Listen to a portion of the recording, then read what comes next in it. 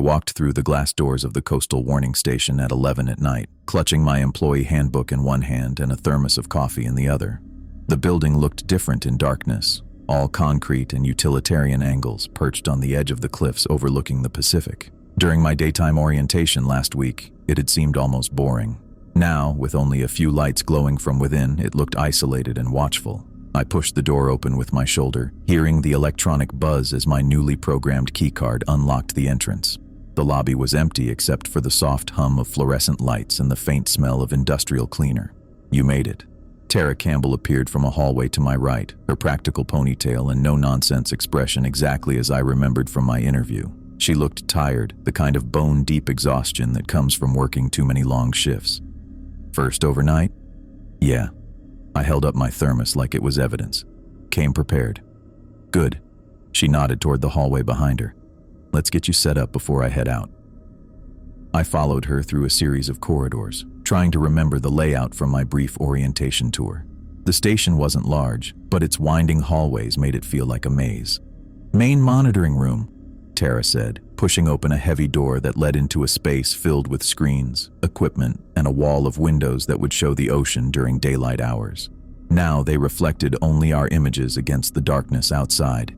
"This is where you'll spend most of your time." She walked me to the central console, a horseshoe of monitors and control panels. "Basic procedures are straightforward. You check the tsunami detection buoys every 30 minutes. She pointed to a screen showing a map of the coastline with blinking dots representing the buoys. "Green is good. Yellow means possible interference. Could be a large vessel passing nearby or a technical glitch. Red means potential wave activity." I nodded, setting my coffee and handbook down on the desk. "And if I see red?" "You follow Protocol 6 in your handbook. Call the regional center, verify the reading with at least 2 other buoys, and if confirmed, initiate the coastal alert system." She tapped another screen. "Password for that is in the sealed envelope in the top drawer. Break the seal only in a confirmed emergency." She moved to another section of the console. "Seismic monitoring is here. Same color system, green, yellow, red. Anything above a 4 on the Richter scale gets logged and reported." For the next 45 minutes, Tara walked me through each system: the weather monitoring station, the communication protocols, the backup generators, the emergency procedures. It was all standard stuff I'd read about in training, though seeing the actual equipment made it more real. "Communication check-ins happen on the hour," she said, pointing to a logbook next to the radio. "Call signs and frequencies are listed here. Coast Guard at 1 and 5, Regional Center at 2 and 6, sister stations at 3 and 7. "What about 4 and 8? I asked. Tara looked at me for a beat too long. "We don't make calls at those hours." Before I could ask why, she moved on to the next system. By the time we finished the tour, it was nearly midnight. Tara checked her watch and frowned slightly. "I need to head out, but there's one more thing." She reached into her jacket pocket and pulled out a folded piece of paper. It looked worn at the edges, like it had been handled many times. "These are important." She handed me the paper. I unfolded it to find a handwritten list of 5 rules. 1. Don't answer the phone at 1:30 a.m. 2. Stay inside between 2 odd and 3 oz a.m. 3. If the clock stops between 3 oz and 4 oz a.m., fix it immediately. 4. Ignore any evacuation notices before 4:30 a.m. 5. If the radio mentions red tide, hide under the desk until the broadcast ends. I read the list twice, waiting for some explanation or punchline. When none came, I looked up at Tara with what must have been obvious confusion. "Is this some kind of initiation thing?" I asked, trying to keep my tone light. "Hazing the new guy?" Tara's expression didn't change. "Those rules are not a joke, Kyle. They're for your survival." The way she said survival made my skin prickle. "Survival from what?" She glanced at her watch again. "I need to go. Just follow the rules, exactly as written." "But this doesn't make any sense," I said, holding up the paper. "Why would I need to hide under a desk because of a red tide report? And why would the phone ring at 1:30 in the morning?" "It just will." She gathered her bag from a chair near the door. "Don't answer it." "Tara, come on, I need more than this." I followed her toward the exit. "What happens if I answer the phone, or if I don't hide under the desk?" She stopped at the door and turned to face me. For a moment, I thought she might actually explain, but instead she just said, "Follow the rules, Kyle. I'll see you at 6. And then she was gone, leaving me alone in the monitoring station with a list of bizarre instructions and 7 hours of night ahead of me. I walked back to the main console, reading the list again. The rules were specific, oddly, unnervingly specific.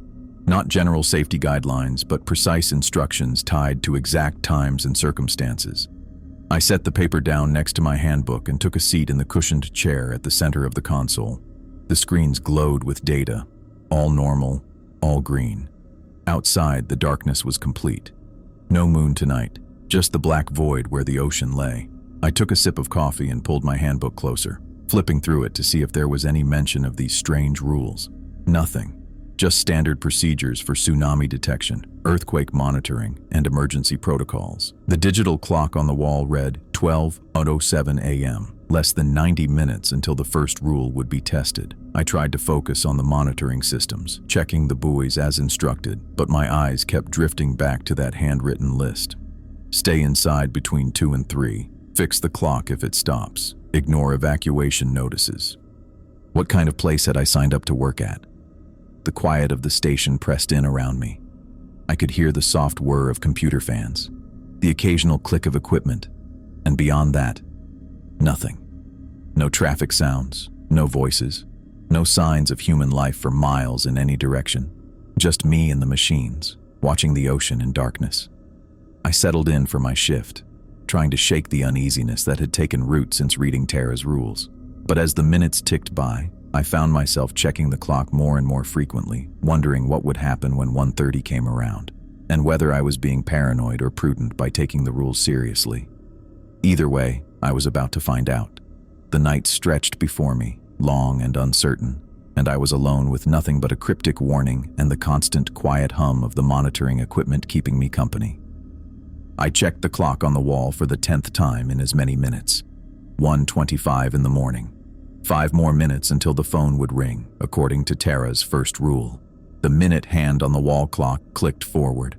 1:26. I pulled out the handwritten rules again, smoothing the worn paper on the desk.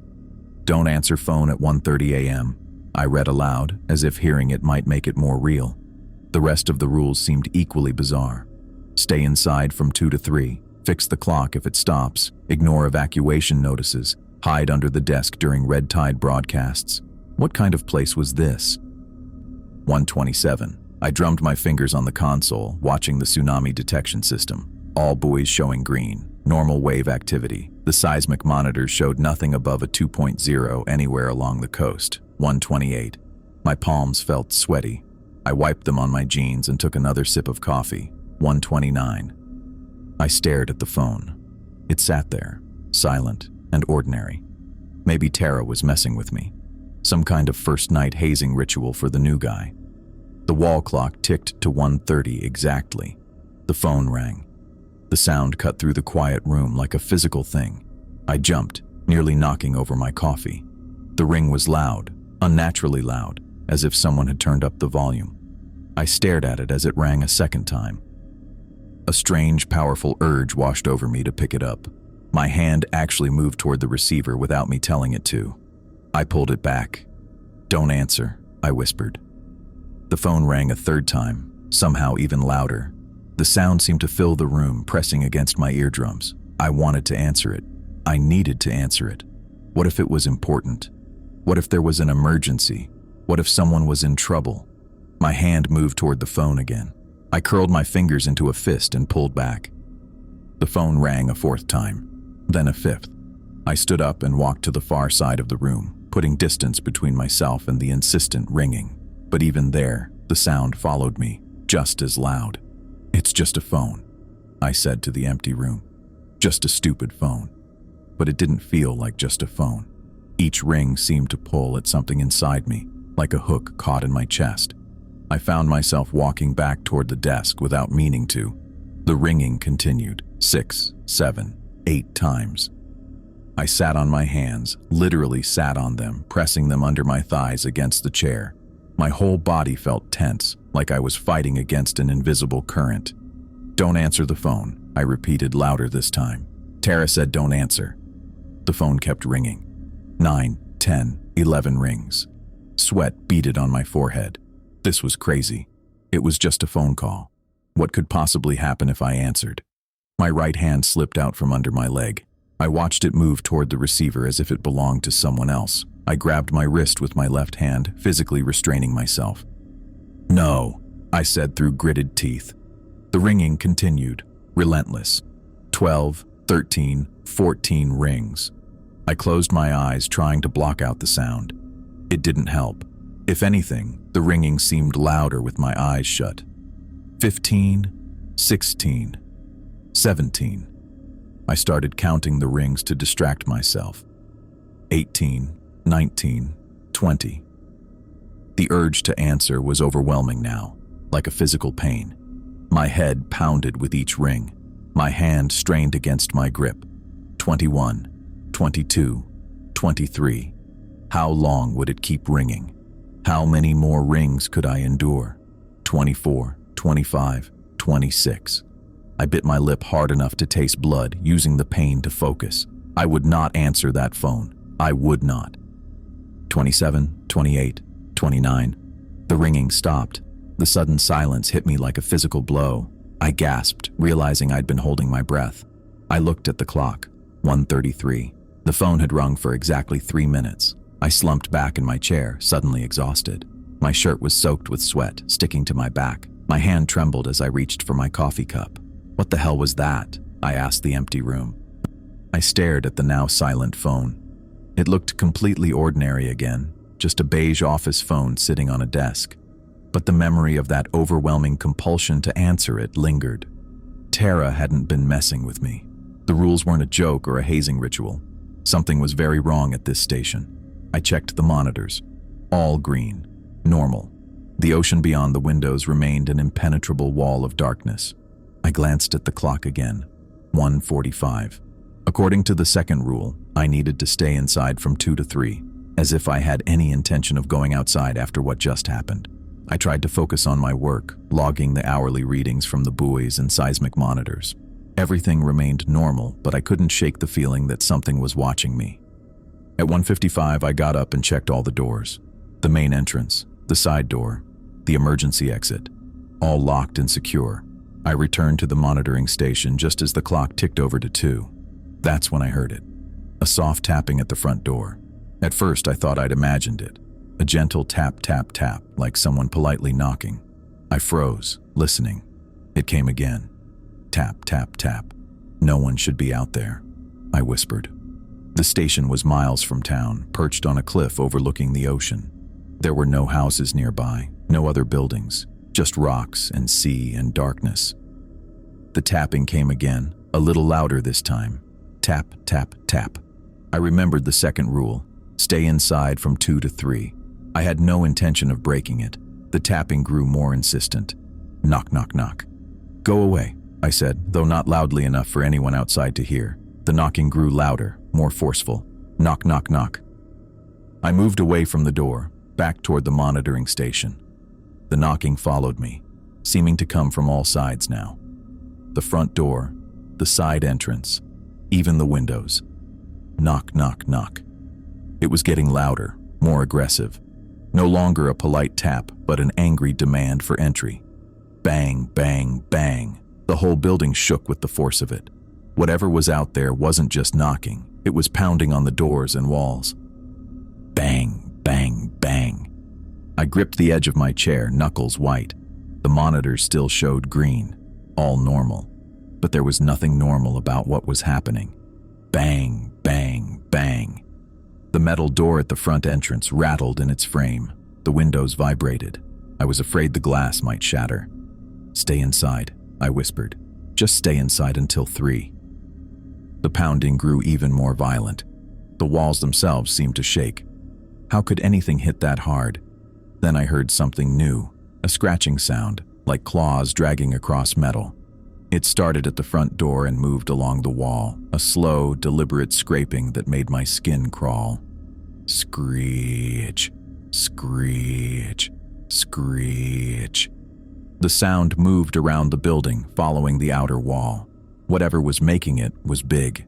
I could hear it moving, heavy footsteps accompanying the scratching. Then came the voices, or what sounded like voices, but weren't. Not human ones anyway. Low, guttural sounds that might have been words in some language I couldn't understand. They came through the walls as if the concrete and insulation were paper thin. I pressed myself against the far wall of the monitoring room, as far from the outer walls as I could get. The scratching continued, circling the building. The inhuman voices rose and fell in what might have been conversation. Shadows moved past the windows, tall, misshapen silhouettes that blocked out what little ambient light came from outside. They moved in strange, jerky patterns, not like people walking, but like something else entirely. The pounding on the doors continued, punctuated by the scratching and those horrible, not-quite voices. The whole building seemed under siege. I checked the clock. 2:20. 40 more minutes of this. The banging intensified, so loud now I had to cover my ears. The scratching became frantic, like dozens of claws tearing at the walls, trying to get in. I slid down to the floor, back pressed against the wall, knees pulled up to my chest. The monitor still glowed green above me. Normal. All normal. But there was nothing normal about the things outside. The shadows at the windows grew more numerous. I could see them moving, gathering. Some were tall and thin, others squat and bulky. None moved like humans. The not voices grew louder, more insistent. They had a rhythm now, almost like chanting. The sound made my head hurt and my stomach turn. I pressed my hands over my ears, but it didn't help. The sound seemed to bypass my ears entirely, vibrating directly in my skull. 2:40, 20 more minutes. The pounding reached a fever pitch. The entire station shook. Dust fell from the ceiling. A crack appeared in one of the windows. "Please stop," I whispered, though I knew whatever was out there wouldn't listen, couldn't understand, or worse, didn't care. The scratching was everywhere now, all around the building. The chanting grew louder, more frenzied. The shadows at the windows pressed closer, their shapes becoming more distinct, though no more recognizable. I shut my eyes, not wanting to see them anymore, but I could still hear them, still feel the building shake with their pounding. 2:55. 5 more minutes. The assault on the station reached its peak. The pounding was constant now, no longer distinct knocks, but a continuous hammering that made the floor vibrate beneath me. The scratching had become a tearing sound, as if the walls themselves were being ripped apart. The voices had risen to a near scream, their not words piercing through my skull. I curled into a ball on the floor, eyes shut tight, hands over my ears, waiting for it to end. And then, at exactly 3 o'clock, it stopped. The silence was so sudden, so complete, that for a moment I thought I'd gone deaf. I slowly lowered my hands from my ears, listening. Nothing. No pounding. No scratching. No voices. I opened my eyes and looked at the windows. No shadows moved outside. The crack in one pane was the only evidence that anything had happened at all. I got to my feet, legs shaky. The monitors still showed green. Normal. All normal. I checked the clock again. 3 o'clock exactly. Whatever had been out there was gone, or at least, it had stopped trying to get in. I collapsed back into my chair, heart still racing, body drenched in sweat. I didn't know what had just happened, what had been outside, or why it had wanted in so badly. But I knew one thing for certain. Tara's rules weren't a joke. They were survival instructions. And I had 2 more rules to follow before morning came. I looked up from the monitoring console and checked the wall clock. The second hand wasn't moving. The minute hand was frozen at 15 minutes past the hour, and the hour hand pointed directly at 3:15 a.m. My stomach dropped as I remembered Tara's third rule. Fix the clock immediately if it stops between 3 hour and 4 a.m. Shit, I muttered, jumping to my feet so quickly my chair rolled back and hit the wall. I rushed across the monitoring room, my shoes squeaking against the linoleum floor. The clock hung about 7 feet up, mounted on the wall opposite the bank of screens. I reached up and carefully lifted it off its hook, my hands already starting to shake. The clock was heavier than it looked, a basic government-issue wall clock with a white face and black numbers. I turned it over and fumbled with the small panel on the back.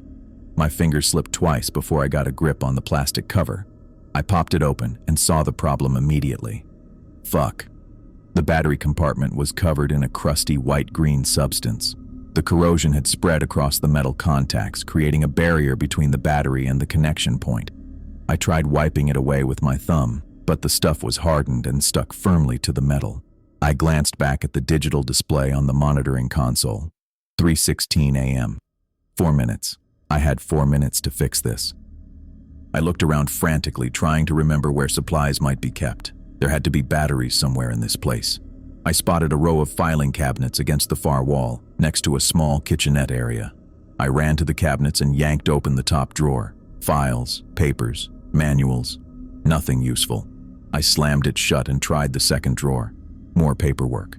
The third drawer held office supplies, pens, paper clips, tape, but no batteries. Come on, I whispered, moving to the kitchenette. I pulled open the drawers there, finding cutlery, napkins, coffee filters. The console clock now read 3:17 a.m., 3 minutes left. Sweat beaded on my forehead as I spun around, scanning the room. My eyes landed on a storage closet near the entrance to the monitoring room. I sprinted over and turned the handle. Locked.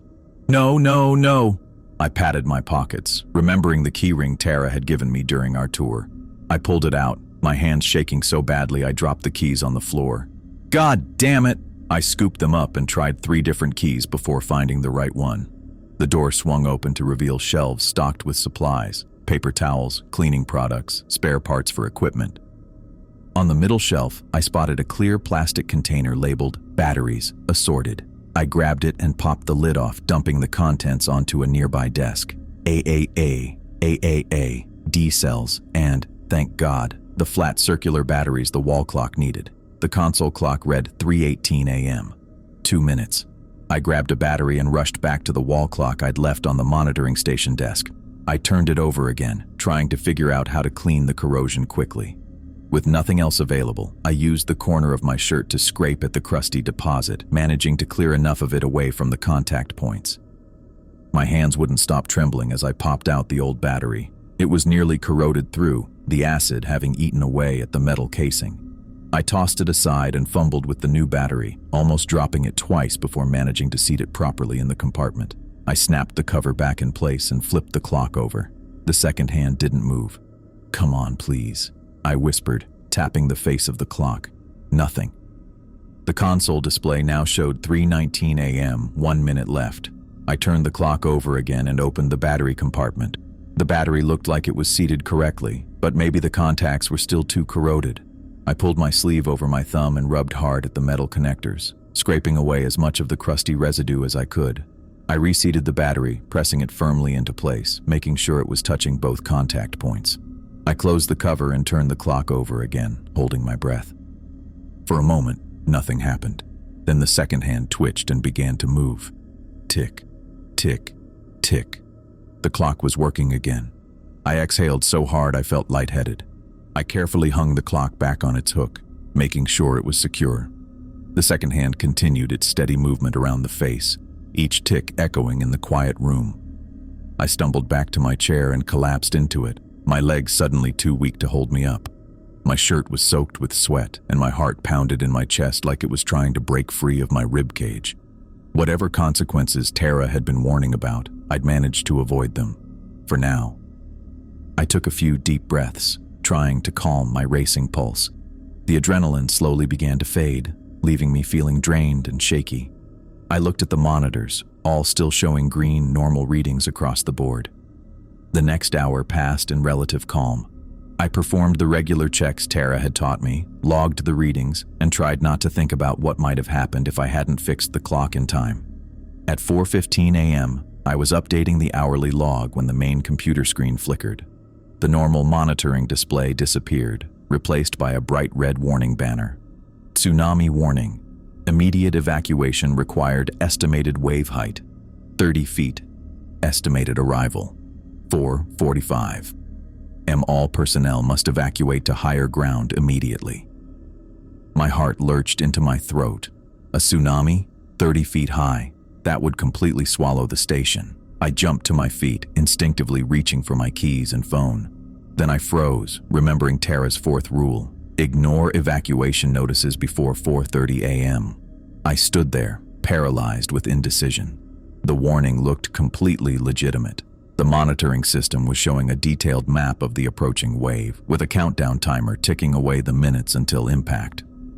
28 minutes until a wall of water would slam into the station. Every instinct in my body screamed at me to run, to get in my car and drive as far inland as possible. The evacuation routes were clearly marked. I'd studied them during training, but Tara's rules had been right about everything else. The phone at 1:30, the things outside between 2 and 3, the clock stopping. I forced myself back into my chair, gripping the armrests so tightly my knuckles turned white. "It's not real," I whispered to myself. "It's not real." But it looked real. The warning continued to flash on the screen, the countdown timer steadily decreasing. 25 minutes now. I checked the tsunami detection system on a separate monitor. All buoys still showed green, normal conditions. No wave activity detected. The contradiction made my head spin. One screen showing an imminent catastrophe, the other showing normal conditions. "Follow the rules," I said out loud, trying to convince myself. "Just follow the rules." 20 minutes. The warning now included an animation of the projected wave path, showing it engulfing the entire coastline, including the station. I felt sick. What if Tara was wrong? What if this was the one real emergency, and I was sitting here waiting to die because of some handwritten rules on a piece of paper? 15 minutes. Sweat dripped down my back. I couldn't tear my eyes away from the countdown. "It's not real," I repeated, but the words sounded hollow even to my own ears. 10 minutes. The warning now included evacuation instructions, highlighting the fastest route to safety. The path I should be taking right now if I wanted to live. 5 minutes. My entire body was trembling. I had to physically hold onto the chair to keep from bolting for the door. 2 minutes. I closed my eyes, unable to watch anymore. If this was real, I'd just made the last mistake of my life. 1 minute. I held my breath, waiting for something. The roar of water. The building shaking. Anything. The seconds ticked by in silence. I opened my eyes just as the clock on the wall clicked to 4:30 a.m. Instantly, the tsunami warning disappeared from the screen. The normal monitoring display returned, showing all systems green.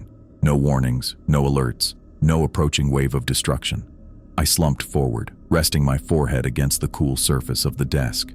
My whole body felt weak with relief. Tara had been right. Again. I sat back up slowly and looked around the quiet monitoring room. Everything was normal. The computers hummed softly, the clock ticked steadily on the wall, and the monitors showed nothing but calm seas and clear weather. But I knew better now. Normal was just a mask this place wore during certain hours, and I had 2 more rules to get through before morning came. I heard the radio crackle to life at 5 in the morning, its sudden noise cutting through the quiet of the monitoring station. My body tensed as the static-filled voice announced what I'd been dreading since reading Tara's rules. Warning to all coastal residents and vessels. Red tide conditions have been detected along the shoreline from Crescent Bay to Harker Point. Repeat, red tide conditions are present. I didn't wait to hear more. Rule 5 had been clear. Hide under the desk until the broadcast ends. My chair rolled backward as I dropped to my hands and knees and scrambled beneath the metal desk. The space was smaller than it looked from above, forcing me to pull my knees tight against my chest. The cold floor pressed against my legs through my jeans. The broadcast continued above me, the voice describing water conditions and warning fishermen to stay clear of affected areas. I tried to control my breathing, keeping it shallow and quiet while my heart pounded in my ears. Then I heard it. A new sound cutting through the radio broadcast. Footsteps. Heavy, deliberate footsteps entering the monitoring room. Whatever was walking across the floor wasn't trying to be quiet. Each step landed with a wet, heavy thud that made the floor tremble slightly beneath me. Between steps came another sound, something massive being dragged across the linoleum. The scraping noise raised goosebumps along my arms. I pressed myself deeper into the shadows under the desk, making myself as small as possible. The presence moved slowly around the monitoring station, circling the room methodically. Water dripped somewhere. Pat, pat, pat, keeping time with the footsteps. The radio continued its monotone warning about the red tide, but I barely registered the words anymore. All my attention focused on tracking the movement above me by sound alone. The footsteps paused near the windows, then continued their circuit around the room. The dragging sound grew louder as whatever it was approached the desk. I held my breath, eyes fixed on the opening in front of me. A puddle of water began to form at the edge of my hiding space. Something brushed against my leg through the desk's opening, something cold, wet, and rough. It felt like sandpaper wrapped around ice, sliding against my ankle where my pant leg had ridden up. I bit down on my tongue to keep from crying out. The metallic taste of blood filled my mouth as I clamped my teeth down harder. My muscles locked in place, refusing to even twitch as the touch lingered against my skin. The radio announcer's voice droned on about water safety precautions. I counted seconds in my head, trying to focus on anything but the presence just inches away from me. After what felt like hours but couldn't have been more than a minute, the touch withdrew. The footsteps resumed their circuit of the room, now moving toward the door. The dragging sound followed, growing fainter. The radio broadcast continued for several more minutes. Warnings about contaminated shellfish, instructions for boaters, updates on affected areas. I remained frozen in place, afraid to move even after the footsteps had faded completely. When the broadcast finally ended with a crackle of static, I still didn't move. The clock on the wall showed 5:15. I gave it 15 more minutes, counting each second before I allowed myself to consider coming out. At 5:30, I cautiously extended one hand out from under the desk, then slowly pushed myself forward until I could see the monitoring room. Everything looked normal. The screen still showed green status indicators. The clock ticked steadily on the wall, and morning light was just beginning to lighten the windows. I crawled out from my hiding place, wincing as my stiff muscles protested. Rising to my feet, I did a quick scan of the room, half expecting to see it torn apart. But nothing was out of place. Nothing except the wet footprints. They led from the main door across the linoleum floor, circling the room exactly as I'd tracked the sounds, ending right at my hiding spot under the desk. I knelt down to look at them more closely, my stomach turning over as I took in their details. The prints were huge, easily twice the size of my own feet. They weren't shaped like human footprints either. Instead of a heel and 5 toes, these had strange indentations along the edges and webbing between what might have been toes.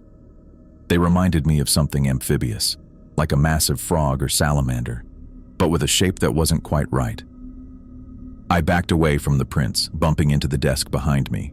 As I watched, the water began to evaporate from the floor, the strange footprints slowly fading as if they'd never been there at all. I saw dawn light filtering through the windows. The faint blue-gray glow pushed back the darkness that had filled the monitoring station all night, revealing the normal, ordinary room that had witnessed extraordinary horrors. The cracked window caught the light at an odd angle, a permanent reminder that what I'd experienced wasn't just in my head. The distant sound of tires on gravel broke the silence. A car approached, its headlights sweeping across the walls before going dark. I stayed in my chair, hands still gripping the armrests, waiting. At exactly 6 in the morning, the front door opened. Tara walked in, her keycard hanging from her wrist by its lanyard. She looked worse than yesterday, if that was possible. Dark circles hung under her eyes, and her shoulders slumped forward as if carrying an invisible weight. She stopped just inside the monitoring room, her eyes moving from my face to the floor and back again. "You followed the rules," she said. It wasn't a question.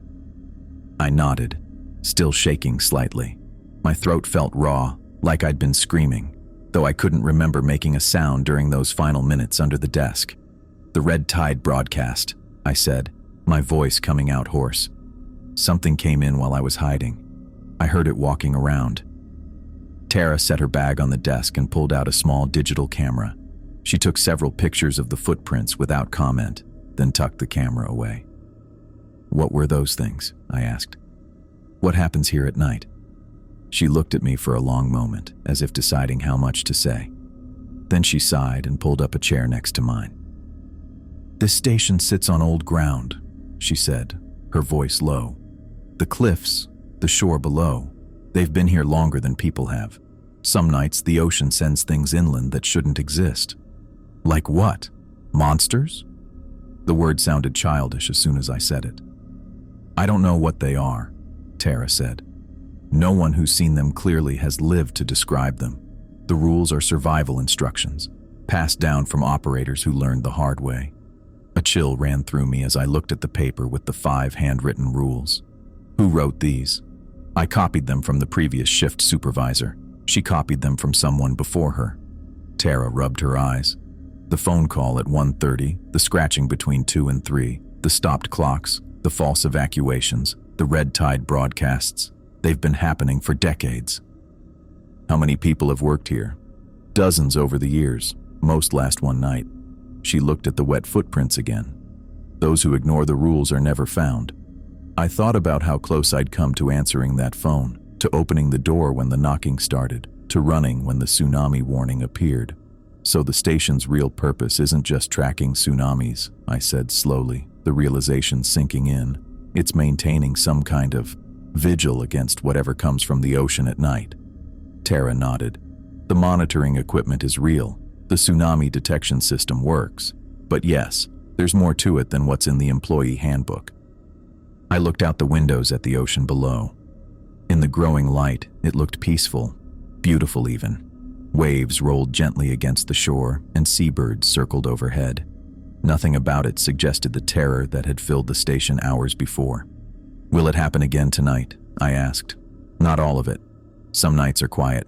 Some nights only 1 or 2 rules come into play." She paused. "But yes, something will happen. Something always does." I thought about quitting, about walking out and never coming back, but a strange feeling took hold of me, a sense that I'd glimpsed something most people never would, something hidden beneath the surface of normal reality. "The monitoring equipment never shows anything unusual," I said. "Even when those things were trying to get in, all the screens stayed green." "Whatever comes here doesn't register on our instruments," Tara said. "That's why the rules are all we have." I rubbed my eyes, feeling the grit of exhaustion. My whole body ached from the night's tension, muscles stiff from holding still under the desk, throat raw from holding back screams when those wet footsteps circled around me. "First shift's always the worst," Tara said from behind me.